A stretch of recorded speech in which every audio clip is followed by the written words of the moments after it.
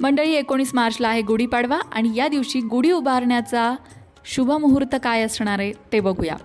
19 मार्चला गुढीपाडवा आहे आणि 19 मार्चला सकाळी 6:53 तुम्ही गुढी उभारू शकता. गुढीपाडव्याच्या दिवशी सकाळी लवकर उठायचं आहे. गुढीपाडव्याला सुद्धा अभ्यंग स्नान केलं जातं. हे तुम्हाला माहिती होतं का? कमेंट करून नक्की सांगा. अभ्यंग स्नान झाल्यानंतर सगळ्यात आधी घरातल्या सगळ्या देवतांची पूजा करायची आहे. देवतांची पूजा झाली की सूर्योदयानंतर गुढीसुद्धा उभारायची आहे. दारात सुंदर रांगोळी काढायला विसरायचं नाही. घराला सुशोभित करायला विसरायचं नाही. नवीन वर्ष जर सकारात्मक जावं असं वाटत असेल तर नवीन वर्षाच्या पहिल्या दिवसाची सुरुवात दमदार व्हायला हवी. आता अनेकांचे प्रश्न असतात की गुढीपाडवा आहे तर आम्ही नवीन घरात प्रवेश करू शकतो का? त्याच्यानंतर आम्ही नवीन खरेदी करू शकतो का? आम्ही आमच्या नवीन ऑफिसचं उद्घाटन करू शकतो का? तर मंडळी, तुम्हाला माहिती आहे गुढीपाडवा हा 3.5 मुहूर्तांपैकी एक मुहूर्त आहे. त्यामुळे या दिवशी तुम्हाला काहीही विचारण्याची गरजच नाही. अगदी कोणतंही शुभकार्य तुम्ही या दिवशी करू शकता. नवीन घरात प्रवेश करायचा असेल, नवीन घर घ्यायचं असेल, नवीन ऑफिसचं उद्घाटन करायचं असेल किंवा तुम्हाला सोनं खरेदी करायची आहे, गाडी खरेदी करायची आहे, कुठल्याही प्रकारचं छोटं मोठं शुभकार्य आहे ते तुम्ही गुढीपाडव्याला मुहूर्त न बघता करू शकता. संपूर्ण दिवसच शुभ असतो. हे तर झालं शुभकार्याचं.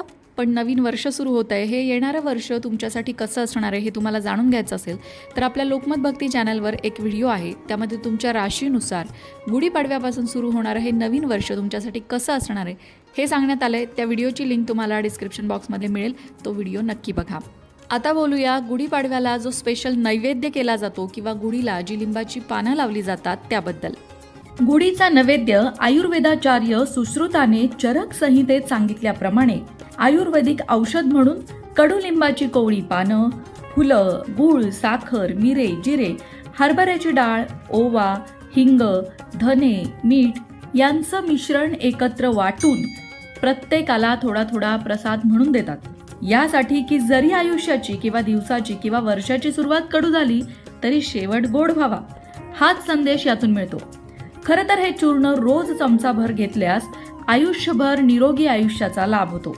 त्यामुळे दुर्धर व्याधी दूर होतात. शरीर तेजस्वी होतं. तो तिक्त रस आहे जो शरीराला अत्यावश्यक आहे. तो शीत आहे. चंदनाच्या खालोखाल त्याचा गंध उगाळून सर्वांगाला लावतात. म्हणजे शरीरातील उष्णता कमी करण्याचं काम तो करतो. कडुलिंब इतका आरोग्यदायी असतो म्हणून तर आपल्याला गुढीपाडव्याच्या दिवशी सुद्धा आंघोळीच्या पाण्यात कडुलिंबाची पानं टाकायला सांगितली जातात. बाळंतिणीला तर कडुलिंबाच्या पानांचा रस प्यायला दिल्यास बाळंत रोग होत नाही असंही म्हणतात.